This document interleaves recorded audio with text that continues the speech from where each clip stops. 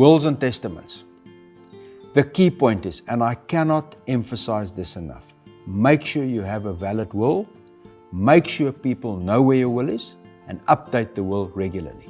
Otherwise, the winding up of the estate will be done by legislation, will be prescriptive in the act.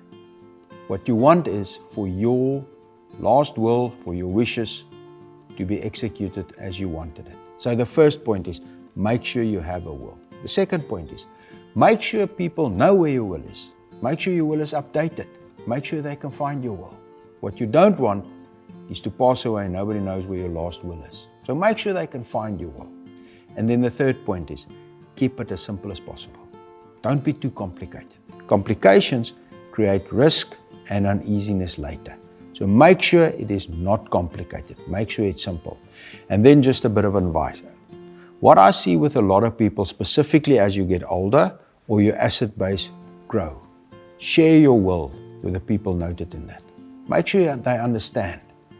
Make sure it's not a surprise to anybody. Discuss it and then sign it on a regular basis. And why do I say that is, you're the best person to make sure that everybody understands exactly what's going to happen and how it's going to happen.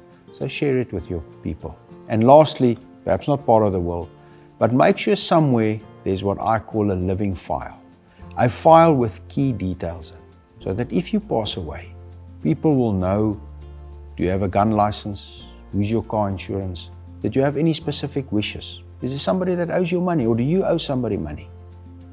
How do they manage your social media profiles, your cell phone's PIN codes, things like that? So make sure there's a file with additional detail, simply because the day your will comes into play, remember, the people around you are emotional.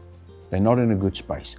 Make it as easy as possible for them so that the process can be wound down.